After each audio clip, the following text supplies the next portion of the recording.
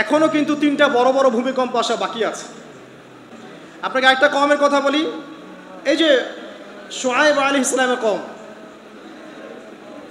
যাদেরকে মাপে কম দেওয়ার কারণে আল্লাহ পাক ধ্বংস করেছেন। কোন কারণে?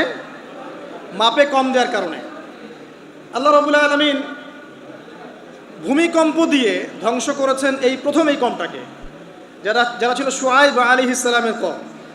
তাদের অপরাধ খুব বড়সড় ছিল না, কিন্তু আপনি দেখেন তারা শিরকের পাপ করতো, ঠিক আছে, এই পাপটা মোটামুটি ধ্বংসপ্রাপ্ত সব কমই করেছে। এই শিরকের পাপ বাদ দিয়ে তারা আরেকটা বড় পাপ করতো, বা একটা বড় পাপ করতো। সেটা কি?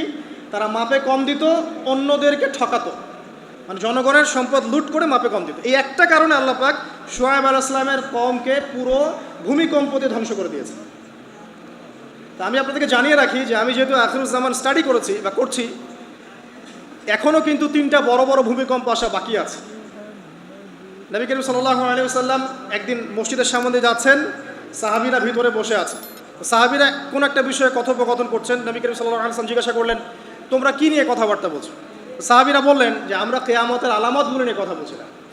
তখন নবীজি বললেন সাল্লাল্লাহু আলাইহি ওয়াসাল্লাম, 10টা আলামত আসার আগে কিয়ামত হবে না। কয়টা আলামত? 10টা। এই 10টা আসার আগ পর্যন্ত কিয়ামত হবে না, নিশ্চিন্ত থাকতে পারেন।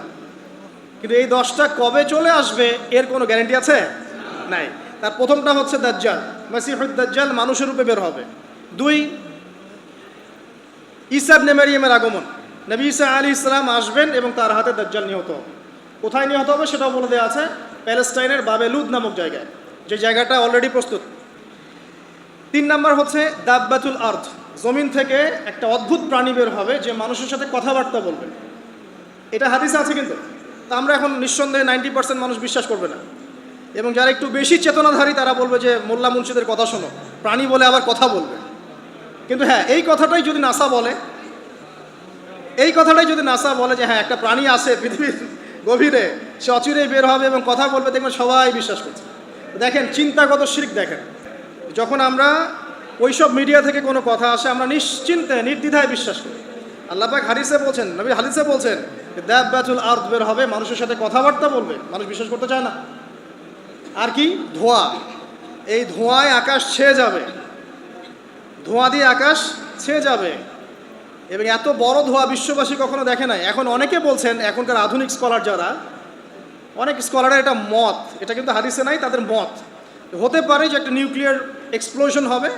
সারা ওয়ার্ল্ড তো এখন নিউক্লিয়ার যুদ্ধের সামনে দাঁড়িয়ে আছে, তখন হয়তো বা ধোঁয়ায় পুরো বিশ্ব ছেয়ে যেতে পারে। এটা তাদের মত, এটা হতেও পারে, নাও হতে পারে, হওয়ার সম্ভাবনা কিন্তু আছে, উড়িয়ে দেওয়া যাচ্ছে না। ঠিক আছে, 4টা। 5 কি? 5 হচ্ছে ইয়াজুজ আর মাজুজ। ইয়াজুজ আর মাজুজ এই প্রকৃতি বের হবে, এরাও কিন্তু আদম সন্তান, এবং তারা পৃথিবীর পানি খেয়ে শেষ করে ফেলে দিবে, মহাসাগরের পানি খেয়ে শেষ করে ফেলে দিবে। তারপর এই যে 6, 7, 8, এই 3টা হচ্ছে 3টা বড় বড় ভূমিকম্প, যেটা বলতে গিয়ে আমি জায়গায় আসলাম। এই 3টা ভূমিকম্প এখনও আসা বাকি আছে। নবীজি বলেছেন একটা পৃথিবীর পূর্ব দিকে হবে। পূর্ব দিক কোন দিক? বাংলাদেশ, পাকিস্তান, মায়ানমার, আপনার শ্রীলঙ্কা, এই পুরো কন্টিনেন্ট পূর্ব দিক, পৃথিবীর পূর্ব দিক। কোন কান্ট্রি এটা তো বলা হয়নি, পূর্ব দিক বলা হয়েছে। এবং এখানে ভূমিকম্প বলা হচ্ছে না, বলা হচ্ছে ভূমি ধসে যাবে, মানে পুরো ভূমিটা নিচে চলে যাবে। এখন যারা এগুলো নিয়ে গবেষণা করেন তারাও কিন্তু সেম কথাই বলছেন, খেয়াল করে দেখেন। তারা হয়তো বিজ্ঞান দিয়ে ব্যাখ্যা করছেন, কিন্তু হাদিসে কিন্তু এটা বলা আছে। আরেকটা হচ্ছে পৃথিবীর পশ্চিম দিকে। আর পশ্চিম দিকে কেন হবে জানেন? সমকামিতার কারণে, সুদের কারণে, জেনার কারণে, পর্নোগ্রাফির কারণে, এবং সারা বিশ্বকে তারা যে জুলুমটা করছে, এই জুলুমের প্রতিফল হিসেবে আল্লাহ পাক ধসিয়ে দেবে। এর কোনো অস্তিত্বই থাকবে না। এখন মনে হচ্ছে না যে পুরো সারা ওয়ার্ল্ডকে রুল করছে, অস্তিত্বই থাকবে, ভূমিধস। আরেকটা হচ্ছে পৃথিবীর মাঝখানে কারা আছে বলেন? মাঝখানে আমাদের আমিরুল মুমিনিনরা আছে এখন, নাকি? যারা গান বাজনাকে উন্মুক্ত করে দিচ্ছে, যারা পর্দার শিথিলতা নিয়ে আসছে, এরা আছে, আমিরুল মুমিনিনরা আছে। তো সেখানেও একটা ফিতনা অপেক্ষা করতে থাকেন। তো এই কথাটা বলতে গিয়ে আমি এখানে এসেছি। পৃথিবীতে কিন্তু এখনও 3টা বড় বড় ভূমিকম্প বাকি আছে। আর সর্বশেষ আলামত হচ্ছে ইয়েমেন থেকে একটা আগুন বের হবে, বিশাল আগুন। এই আগুনটা মানব জাতিকে হাসরের মাঠের দিকে তাড়িয়ে নিয়ে যাবে। এই 10টা আলামত না আসা পর্যন্ত কিয়ামত হবে না। অতএব আপনি এখন রিল্যাক্সে নাকে তেল দিয়ে ঘুমান, নাকি ভাই?